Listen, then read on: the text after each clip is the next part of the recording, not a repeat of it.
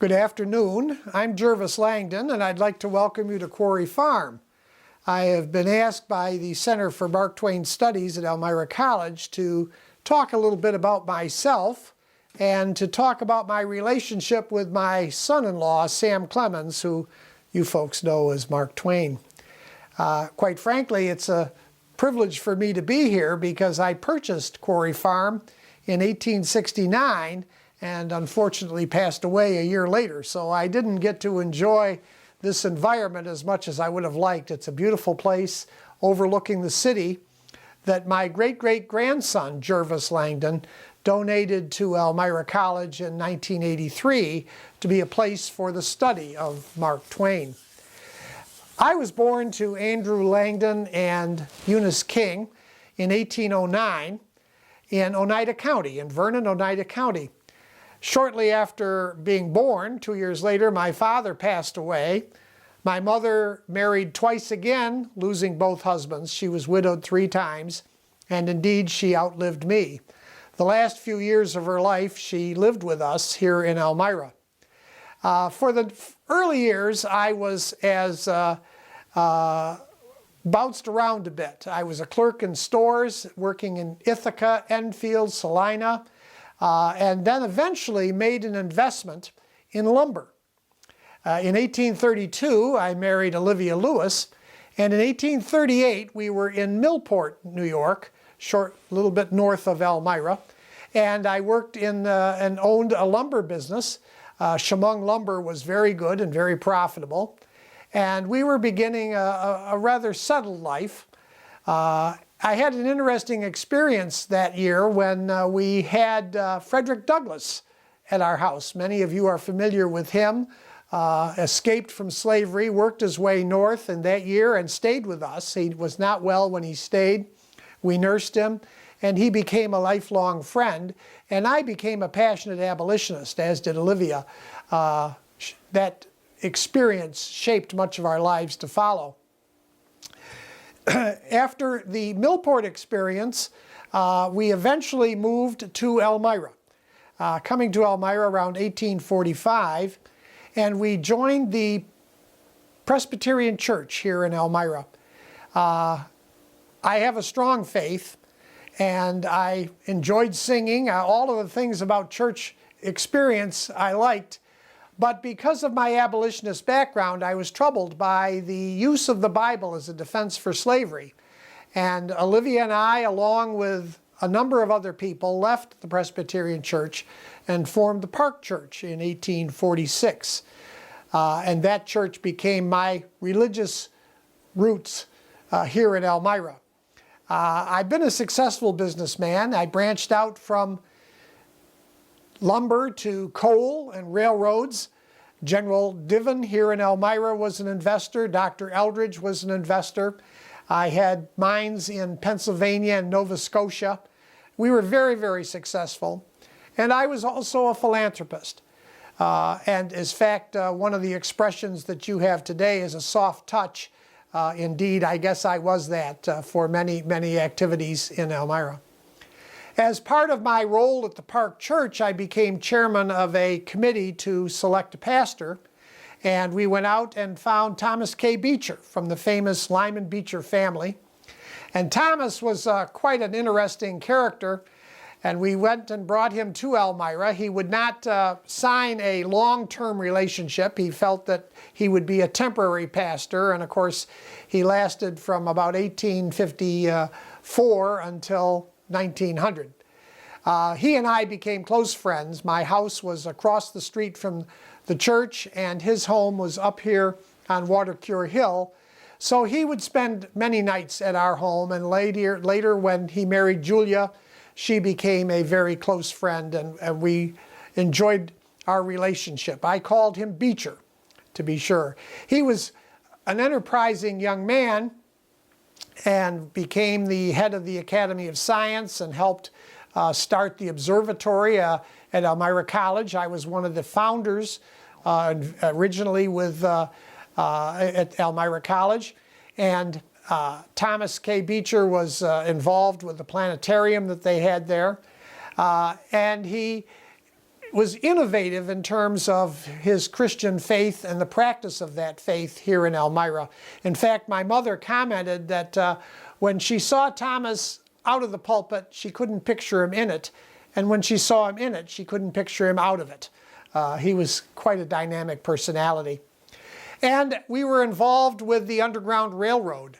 John Jones, who was an escaped slave and settled in Elmira and became a leader of the community here in Elmira, has given me some credit for providing a financial basis for the Underground Railroad. Even in the Panic of 1857, when things were tight, I was able to make contributions and worked actively to help the slaves escape to freedom through the Underground Railroad here in Elmira. So that gives you a little bit of idea who I am. And I had 3 children. I had Susan Crane, who eventually became the owner of this property. She was an adopted daughter. Olivia and I thought that we might not have children, but once we adopted Susan, then along came Olivia and Charlie. So we had a wonderful family. And Olivia was enrolled in Elmira College, somewhat of a frail girl. And Charlie, of course, being a young man, I gave him the opportunity to travel and commissioned a trip for him to travel to the Middle East on the Quaker City. And he was on that ship and he met this guy named Sam Clemens, sort of a rascallion, I guess. And he showed Sam a locket with a picture of Olivia, and Sam became smitten with my daughter. Love at first sight, and eventually this would prove to be very, very true. But when they returned, that trip was in September, when they returned, we went to New York City in December of 1867 to see a lecture by Charles Dickens. And the family had an opportunity to meet this Sam Clemens. And as I indicated, he was a very unusual personality. And he expressed his desire to court Olivia. And it would be not until August of 1868 that he made his way to Elmira. But he began to pursue her with vigor. And my wife, Olivia, and I were watching this relationship develop. And we were concerned about Sam, whether he was a moral man or whether he was just a rascal. And at the urging of my wife, I asked Sam for a list of people who we might contact as recommendations for his character. And he provided us a list of political figures and clergymen and newspapermen who he had met out west. And we sent out letters. And lo and behold, when the letters started to return, we were taken aback. One gentleman, a clerk in San Francisco, wrote that he was a humbug. And another one, who had actually been a superintendent of Sunday schools here in Elmira, wrote that he would lie in a drunkard's grave. And so we weren't sure, but I went to him and I asked him, I said, Sam, don't you have any friends? And he said, apparently not. And I said, well, I know you better than they do. I will be your friend. You can take the girl. And he was officially then able to step forward and court Olivia. And they were engaged. And he got married in February of 1870, right in our home across from the Park Church in Elmira. He had invested in a newspaper in Buffalo, as some of you probably are aware, and I surprised him by purchasing a home in Buffalo. And we traveled by train up there with a ruse that confused him and surprised him with the home. It was shortly after that, they were married in February, it was shortly after that that I was stricken with stomach cancer. And Sam and Livy came down from Buffalo to nurse me. Livy and Susan nursed me, and Sam actually had shifts where he would wave the fan, hot August nights, from 12 to 4 in the morning. He would sit there and wave the fan. But as time went on, I became weaker and weaker, and the family gathered, and I can recall my last words, Beecher, I'm going home, and I'm almost there, and I passed away in August of 1870. So much of the success of Mark Twain I missed by departing prematurely. But my daughter Olivia counseled him, and I'm proud to say played a role. Sitting right here on this porch at Quarry Farm, Clemens would go out and write in the study that Susan had built for him, and he would come in, and after working all day, and they would sit on this porch with this beautiful view where he commented he would watch the storms come down the valley of the Chemung River, and he would read to the family, and Olivia would be his editor. In fact, my understanding is that Sam sometimes stuck in extra words that he knew Olivia wouldn't like, that she was able to react to, and he edited.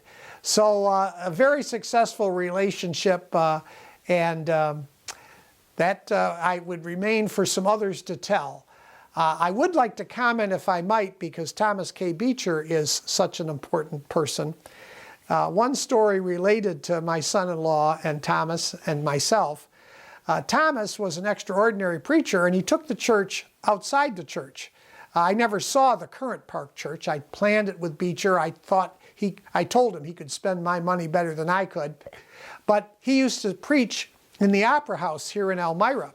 And he had huge crowds, and the other ministers in the community were quite upset because this just wasn't the way things were going to be done. And they were harassing him and telling him that he should stop, and they ended up banning him from their clergy association. And I actually sought some investors that we were going to buy shares in the Opera House to keep it open. But my son Sam had an interesting solution. He said if they wanted to drive away the crowds, then maybe each of the ministers in Elmira should take turns speaking at the Opera House. And after a period of time of them speaking, there would be no more crowds, and they wouldn't have to worry about Thomas K. Beecher as a threat to their faith. So I thought that was interesting, and it shows you the sense of humor and the sarcastic nature of my son-in-law, Sam Clemens.